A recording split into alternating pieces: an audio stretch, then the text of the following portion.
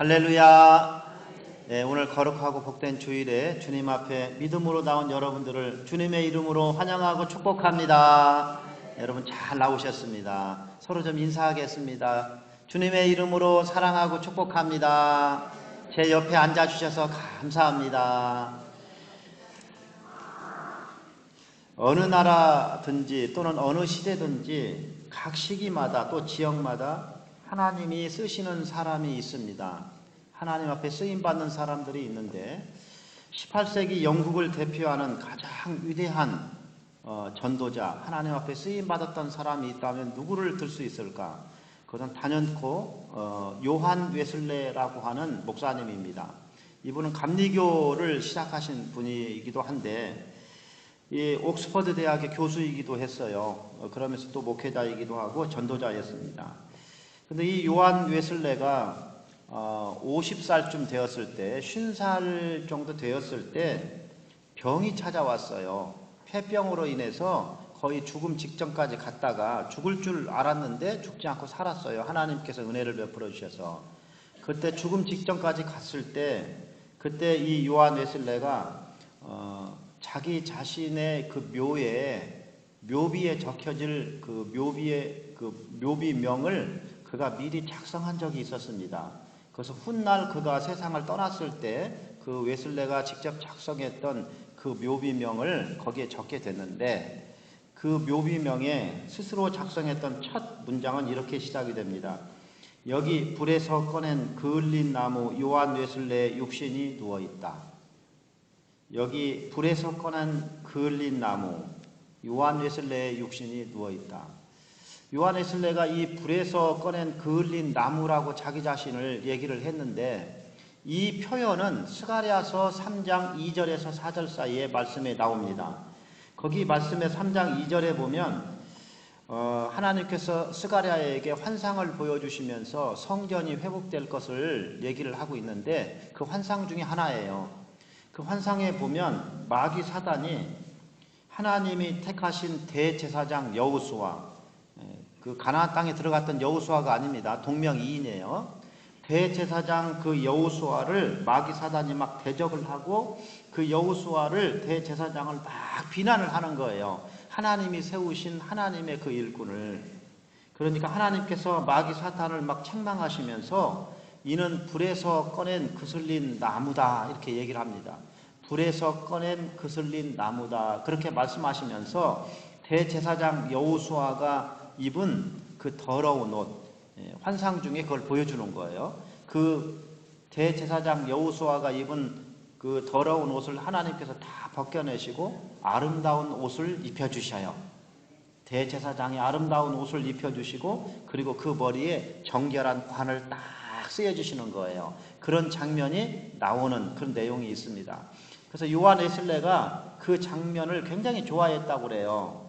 그래서 불에서 끄슬린 나무와 같은, 부지깽이와 같은 그러한 우리들, 자기 자신의 모습이었지만 하나님께서 자기를 그렇게 선택해 주셔서 하나님의 일꾼 되게 해주셨다. 그러한 고백으로 늘 이 말씀을 좋아했다고 얘기를 합니다. 요한 웨슬레가 이 표현, 그 문장을 자기 묘비의 첫 문장으로 그가 선택을 했던 그 이유는 실제로 요한 웨슬레가 6살 때 자기 집에 불이 났었다고 그래요.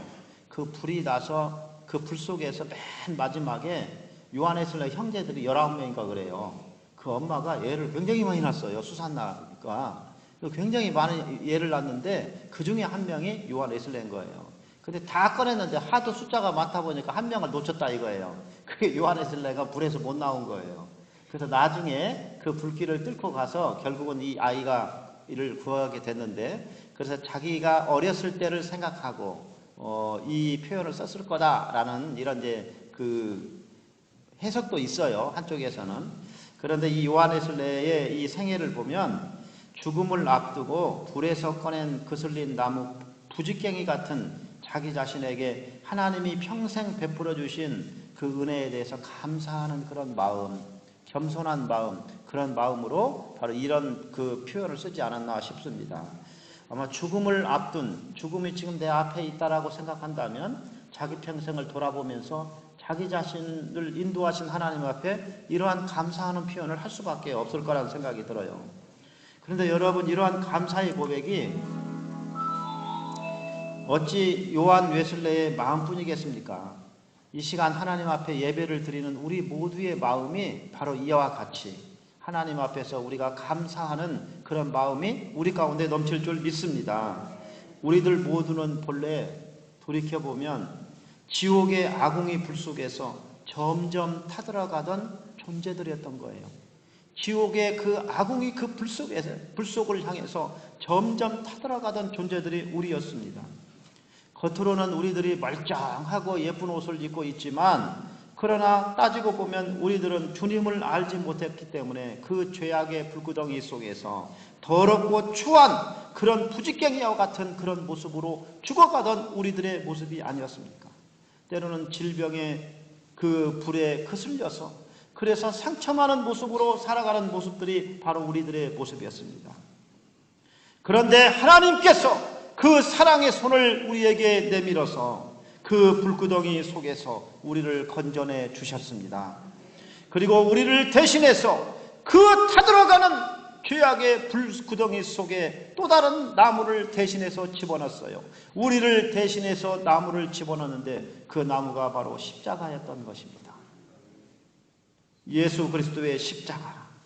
여러분, 지금도 우리는 여러 가지 세상 속에 살면서 죄악의 그러한 때를 묻고 더러운 것에 거슬리고 그리고 때로는 질병에 거슬리고 환경과 어려움, 가난의 모든 문제들로 인해서 상처받은 모습으로 우리는 거슬린 모습으로 살아가고 있는 그런 존재들입니다.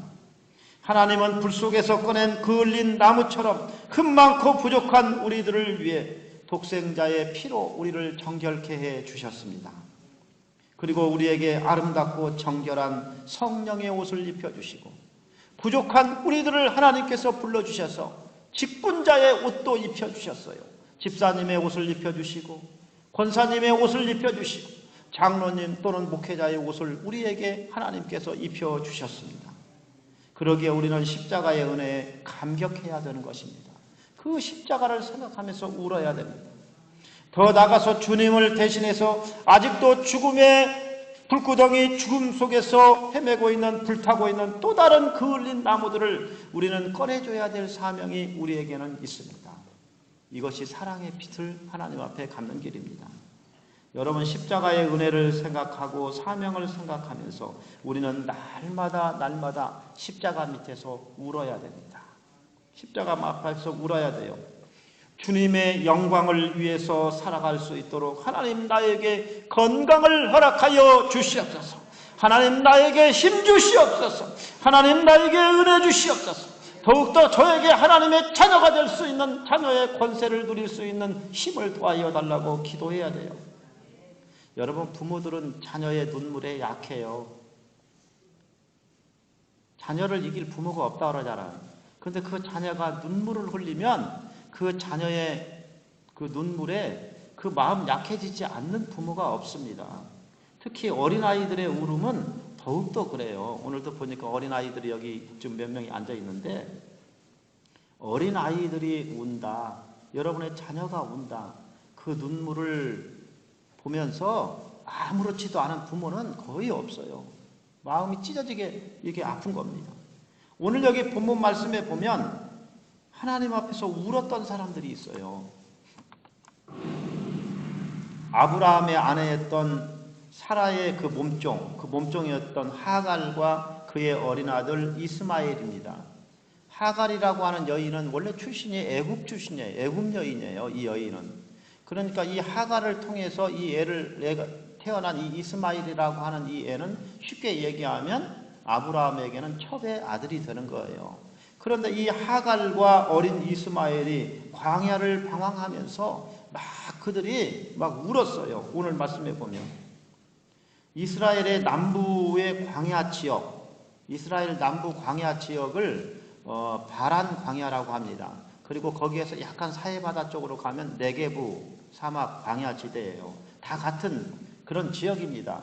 광야 지역이에요. 화면에 나오는 저런 지형하고 비슷하게 생겼어요. 이런 광야 지역은 사람이 살 수 없는 지역이에요. 그곳에는 물이 거의 없습니다. 그런데 하나님께서 이 하갈과 이스마엘의 그 울음소리를 듣고 하나님께서 하갈의 눈을 밝혀서 그래서 샘물을 보게 하셨어요. 여기 눈을 밝히셨다. 이 눈을 밝혔다는 말은 영어 성경에 보면 오픈이에요. 오픈. 눈을 열어서 그 우물이 보이게 한 거예요. 보이게 했었습니다. 자, 창세기 21장 17절에서 19절 우리 화면을 보면서 다 같이 한번 좀 읽어보겠습니다. 하나님이 그 어린아이의 소리를 들으셨으므로 하나님이 하갈의 눈을 밝히셨으므로 샘물을 보고 가서 가죽 부대에 물을 채우다가 그 아이에게 마시게 하였더라. 아멘. 자, 여기 말씀해 보면 어린아이가 하갈도 울었지만 어린 이스마엘이 막 울었어요. 울었는데 하나님께서 그 어린아이의 소리를 들으셨다. 하나님께서 들으셨어요. 들으시고 긍휼히 여겨주신 거예요. 여기서 눈을 밝혀서 샘물을 봤다. 이 샘물이란 단어가 베아르라는 단어입니다. 베르라는 이 단어인데 이 베르 샘물이라는 이 단어는 그 굉장히 큰 저수지 같은 그런 그 단어가 아니고 아주 조그마한 옹달샘 같은 눈에 잘 보이지도 않는 땅에서 조금씩 물이 조금씩 솟아나오는 펑펑펑펑펑펑펑 솟아나오는 그런 물을 베르라고 얘기해요. 여기 쓰인 단어 샘물은 바로 그런 베르입니다. 여러분 땅속에 묻혀서 입구가 잘 안 보이는 작은 샘. 구약시대 때 이 유목민들은 광야에서 이렇게 지나다니기도 하고 사막에서 이렇게 살기도 하는 그런 유목민들은 광야에서 이제 작은 샘 하나를 발견을 하잖아요. 그런 이렇게 막 유목 생활을 하다가 보면 이런 샘물들을 하나 발견하게 되면 그 입구를 이제 돌들로 자기들만 아는 이런 돌들로 이렇게 막 살짝 위장을 해 놓고 그리고 다른 사람의 눈에는 띄지 않게 해 놓는다는 거예요. 그래서 나중에 자기들이 또 거기를 지나갈 때 또 거기 와서 양들을 먹이기도 하고 자기들도 물을 먹는 거예요. 그래서 그렇게 위장을 해 놓는데 이런 샘물이 바로 베르라고 하는 이런 작은 샘입니다. 그런데 하나님께서 하갈과 어린 이스마엘의 울음소리를 들으시고 그녀의 눈을 열어서 그 보이지 않던 숨겨놓은 샘물이 보여지게 하신 거예요. 보여지게 하신 거예요. 울기 전에는 하나님이 보여주기 전에는 그것은 눈에 띌 수가 없는 것들이었습니다. 가만 생각해 보면 사실은 하나님께서 그들을 구하시기 위해서 숨겨진 샘물 쪽으로 발걸음을 이미 인도하고 계셨다라는 생각이 듭니다. 여러분 이와 마찬가지로 오늘 우리들에게도 울어야 보이는 은혜의 샘물이 있습니다. 울 때 보여지는 하나님의 은혜의 베르, 하나님이 우리에게 숨겨놓으신 샘물이 있다는 거예요. 그런데 그 샘물은 눈물을 흘릴 때 하나님 앞에서 울 때 보여지는 것입니다. 우리의 눈을 가리고 있는 나의 눈을 가리고 있는 세상의 염려, 근심, 의심, 욕심 이런 것들이 그런 것들이 내 눈을 가리고 있으면 그러면 내 옆에 하나님이 예비하신 은혜의 샘물이 있어도 그것이 보이지 않습니다. 보이지 않아요. 그런데 주님 앞에서 눈물로 기도하면서 하나님 앞에서 눈물 흘리면서 간구하면 그 기도의 눈물로 그 모든 것들이 씻겨질 때 비로소 여호와 이레의 샘물이 우리 눈앞에 보여지게 되는 것입니다. 우리가 인생의 광야 속에 헤매일 때 타는 목마름과 모진 바람이 우리에게 불어와요. 한평생 살다 보면 정말 광야 같은 그런 곳에서 정말 목마름, 영적으로도 목마르고 세상적인 사랑에도 목마르고 하나님의 은혜에 목마른 타는 목마름 그리고 모진 바람이 쉼없이 불어오는 광야 같은 세상 속에서 여러분 우리 곁에 주님이 나를 위해서 예비하신 은혜의 샘물이 있는 곳이 있습니다. 우리 곁에 주님이 예비하신 은혜의 샘물이 있어요. 그것이 바로 주님의 십자가가 세워졌던 골고다 언덕인 것입니다. 골고다의 이 십자가는 하나님이 나를 위해 예수 그리스도라는 생명의 샘물을 예비하신 장소, 그곳이 바로 골고다 언덕이었던 것이에요. 그곳에서 주님은 나를 위하여 영생의 샘물을 하나도 남김없이 다 쏟아주셨습니다. 주님이 나를 위해서, 나를 살리고 먹이기 위해서 쏟아주신 영생의 샘물, 그것이 바로 십자가의 보혈인 것입니다. 십자가의 피, 그것은 주님이 나를 정결케 하기 위해서, 나를 살리기 위해서 마지막 한 방울까지 아낌없이 쏟아주신 영생의 샘물이었던 거예요. 그러므로 우리는 십자가 밑에 나와서 눈물로 내 모든 짐을 풀어야 됩니다. 십자가 밑에 나와서 눈물을 흘리면서, 그러면서 우리는 나의 모든 짐을 풀어내야 돼요. 그래야 주님께서 그 눈물로 인해서 우리의 눈이 밝아지면서, 그러면서 우리가 쉼을 얻고 우리의 생명이 소생되고 새 힘을 얻는 줄 믿습니다. 십자가 앞에 나와서 울어야 됩니다. 여러분, 우리들이 하나님의 집에서, 주의 성전에 나와서, 또는 여러분이 개인적으로 있을 때도 하나님의 집에서 눈물로 간구하는 것은, 그것은 곧 십자가 밑에서 우는 것과 같아요. 여러분이 하나님의 성전에 나와서 간절히 하나님 앞에 눈물로 간구하는 것은, 그것은 십자가 밑에서 우는 것과 같은 것입니다.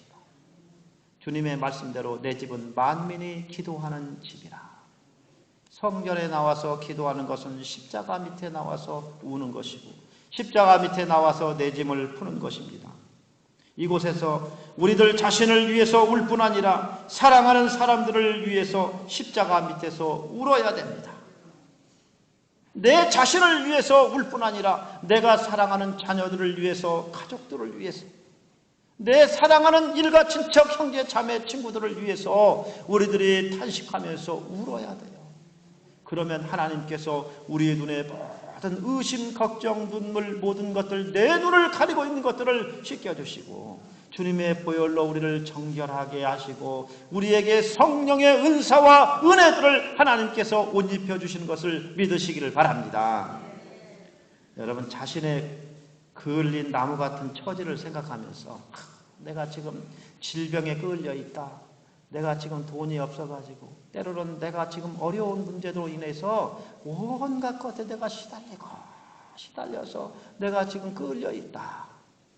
그 끌린 자기 처지를 생각하면서 사람들에게 신세 타령을 하잖아요. 사람들에게 신세 타령을 하면 그 순간에는 시원한 것 같은데 나중에는 그것이 부메랑이 돼서 나에게 더 큰 상처를 주는 경우가 많아요.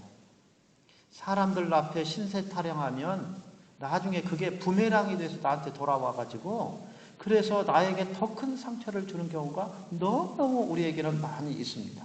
세상에 비밀이 어디 있어요? 비밀 지켜달라는 말까지 해가면서 또 그것이 다 퍼져나가는데. 그러나 하나님 앞에서 울면, 하나님 앞에서 신세 타령을 하면, 하나님께 나의 모든 신세를 맡겨드리면 하나님은 나의 눈에서 눈물을 씻겨주시고 보이지 않던 은혜의 샘물, 은혜의 배로 하나님의 그 은혜를 우리에게 보여주시고 살 길을 우리에게 주시고 메마른 우리의 심령에 성령의 단비를 풍성하게 내려주시는 하나님이신 것을 믿으시기를 바랍니다. 그 하나님이 이 시간 우리와 함께 하셔요. 그래서 19세기 설교의 황태자라고 했던, 미국에서 설교의 황태자라고 그렇게 칭함을 받았던 찰스 스펄천이라고 하는 목사님이 있습니다. 이분은 얼마나 설교를 잘했는지 설교의 황태자라는 그런 별명까지 얻을 정도로 설교를 잘했어요. 근데 그 찰스 스펄천 목사님이 이런 얘기를 했습니다. 10년 걱정하는 것보다 10분 기도하는 것이 더 낫다. 10년 걱정하는 것보다 10분 기도하는 것이 더 낫다. 여러분, 10년 걱정한다고 해서 문제가 해결되는 거 아니에요. 그러나 하나님 앞에서 10분이든 1년이든 하나님 앞에서 기도하면 하나님께서 그 눈에서 눈물을 씻겨주십니다. OM 국제선교회라는 단체가 있어요. 이 OM 선교회는 이제 이 배를 타고 국제 이제 외항선이라든지 이런 거 배를 타고 각 항구, 세계적으로 항구가 많잖아요. 큰 외항선이 입항하는 이런 뭐 인천이나 부산 같은 그런 항구들을 이렇게 다니면서 이제 그 선교를 하는 선원들을 주로 대상으로 또는 원주민들을 대상으로 선교하는 그런 선교단체인데, 그 OM 국제 선교회를 창설한 조지 버워라고 하는 이제 신학 박사예요. 이 조지 버워가 이런 얘기를 했어요. 우리가 일하면 우리가 일할 뿐이지만 우리가 기도하면 하나님이 일하신다. 우리가 일하면 그건 우리가 일하는 것으로 끝나요. 그냥 내가 일하는 것으로 끝나버리고 말아요. 그러나 우리가 기도하면 하나님이 일하신다. 그래서 이 말이 OM 국제 선교의 어떤 그 하나의 그 모토와 같은 그런 표어로 막 이렇게 인식이 되고 있어요. 시편 126편 6절 말씀에 하나님은 이렇게 말씀하셨습니다. 울며 씨를 뿌리러 나가는 자는 반드시 기쁨으로 그 곡식단을 가지고 돌아오리라. 울면서 씨를 뿌리러 나가는 자는 반드시 기쁨으로 그 곡식단을 가지고 돌아오리라. 그러므로 우리는 하나님 앞에서 울어야 됩니다. 우리들이 애창하는 찬송 중에 아까 불렀던 주 안에 있는 나에게라는 찬송이 있죠. 아까 우리 설교 전에 불렀어요. 주 안에 있는 나에게 딴 근심 있으랴. 십자가 밑에 나아가 내 짐을 풀었네. 저는 이 찬송을 이렇게 부를 때 십자가 밑에 나아가 내 짐을 풀었네. 그러면 내 짐을 풀었네. 이 부분을 이렇게 찬송을 하다 보면 진짜 막 나도 막 거기에 막 지금 뭔가를 내려놓는 것 같아요. 가사 자체가 그런 느낌을 받아요. 십자가 앞에서 나의 모든 삶의 짐, 마음의 짐, 질병의 짐, 기도 제목의 모든 짐을 십자가 앞에서 풀었네. 여러분, 내 삶에 어떤 짐이든지 설령 내가 감당하지 못할 짐이라 할지라도 십자가 밑에 풀 때 세상에 줄 수 없는 참된 쉼과 해결을 우리는 얻을 수가 있습니다.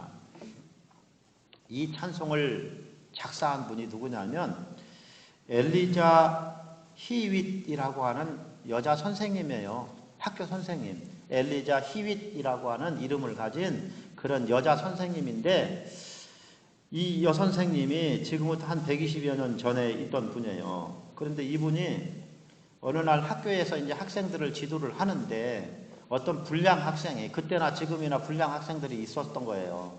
그 불량 학생을 지도하다가 그 학생이 선생님한테 벽돌을 집어가지고 막 내리쳐버렸어요. 선생님을 갖다가 자기를 지도하는 여선생님을. 그래서 그 벽돌에 맞아서 등뼈가 부러졌어요. 척추가 부러지고 그리고 이상이 생겼습니다. 그래서 그걸로 인해서 7년이 넘게 병원에서 병상 생활을 한 거예요. 잘 정상적인 활동이 안 되고 이 등뼈가 부러져가지고 척추에 손상이 생겨서 7년이 넘게 병원에서 막 신음을 하면서 그러면서 병원 생활을 하게 됐어요. 그러는 동안 모든 의욕이 상실되는 거예요. 그 의욕이 상실되고 희망이 막 사라지는 거예요. 그렇게 삶의 소망이 사라져갈 때 어느 날 봄날이었습니다.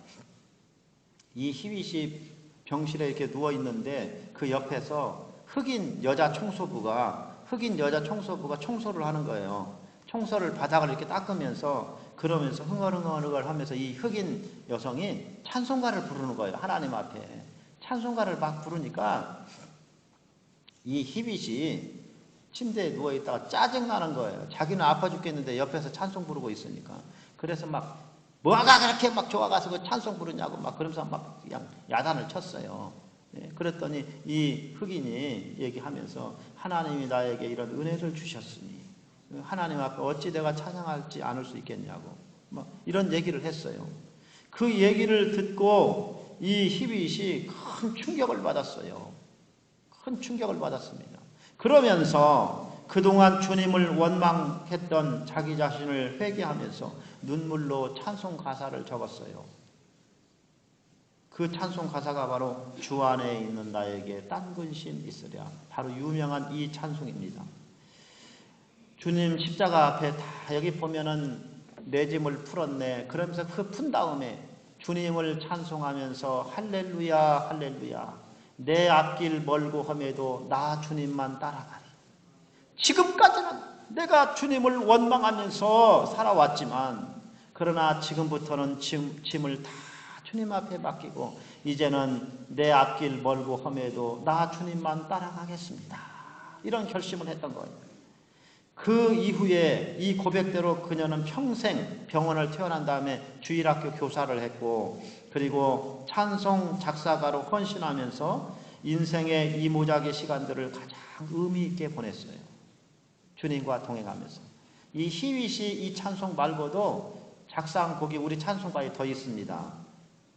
우리들이 잘 아는 내 영혼의 햇빛빛이니 예수 앞에 나오면 너 예수께 조용히 나아가, 이런 유명한 찬송들도 다 이분이 작사를 했어요.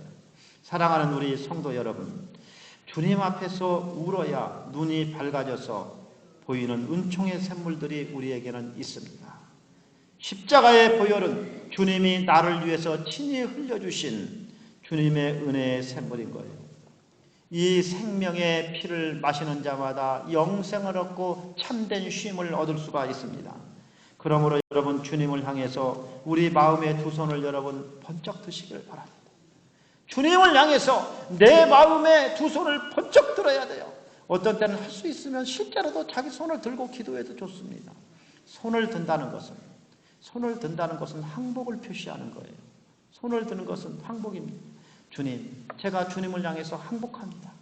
나의 모든 교만한 마음들, 나의 모든 끄슬렸던 나무와 같은 모든 환경들, 그거 보면서 슬퍼했던 마음까지 다 주님 앞에 내려놓기로 제가 항복합니다.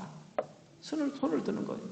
우리들도 십자가 밑에 나와서 눈물로 무거운 짐들을 다 풀어놓으시길 바랍니다. 그래서 주님이 예비하신 은혜의 샘물들 여러분 마음껏 마시기를 주님의 이름으로 축복합니다. 이 시간 좀 기도했으면 좋겠습니다. 두 손을 좀 모으시고 눈을 감으시길 바랍니다. 두 손을 모으시고 여러분 눈을 감으시길 바랍니다. 사랑하는 우리 성도 여러분, 울어야 보이는 주님의 은혜의 샘물이 있습니다. 여러분, 지금 우리 곁에 십자가의 보혈이 있습니다. 우리는 죄악과 세상 불구덩이 속에서 부직갱이와 같은 그런 삶을 살았습니다. 그러나 하나님은 하나님 앞에 나온 우리들을 깨끗한 옷을 입혀주시고 주님의 보혈로 우리를 깨끗하게 하시고 생명의 관 성령의 기름 부음을 우리에게 부어주십니다. 그러므로 하나님 앞에서 울기를 바랍니다. 십자가 앞에 모든 여러분의 짐들을 내려놓으시기를 바랍니다.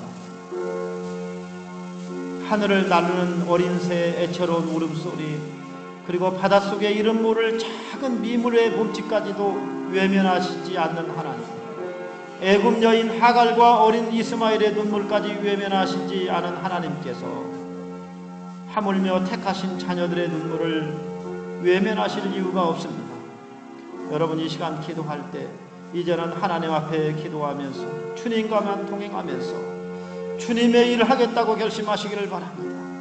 너무 바쁘고 시간이 없다고 안타까워하면서도 마치 시간이 무한정 있는 것처럼 살아왔던 지난날의 모든 삶을 십자가 앞에 이 시간 내려놓으시기를 바랍니다.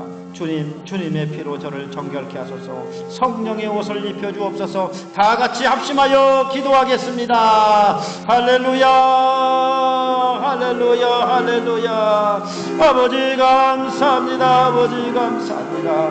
이 시간 주님 앞에 나와서 생명의 말씀으로 저희들에게 은혜 주신 것을 감사드립니다. 주님, 저희들은 세상 속에서 그슬린 나무와 같이 또는 광야에서 울면서 신음하던 그런 하갈과 이스마엘 같은 그런 모습이 우리에게 있었습니다.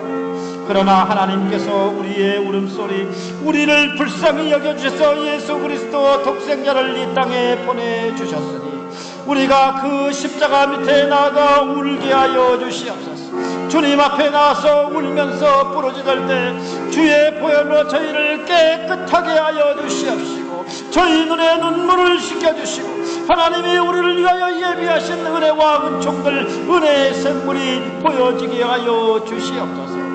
하늘을 나른 작은 새 한 마리도 바닷속에 있는 이름 모를 작은 미물까지도 외면하시지 않는 하나님, 하물며 택하신 어린 자녀들 하나님의 백성들의 눈물의 기도를 외면하시지 않는 줄 믿습니다.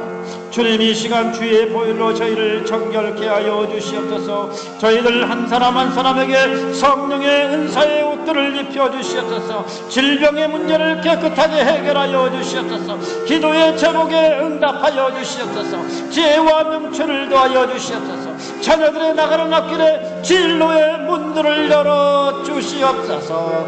그래서 저희들로 하여금 하나님의 영광을 드러내는 도구 되게 하여 주시옵소서.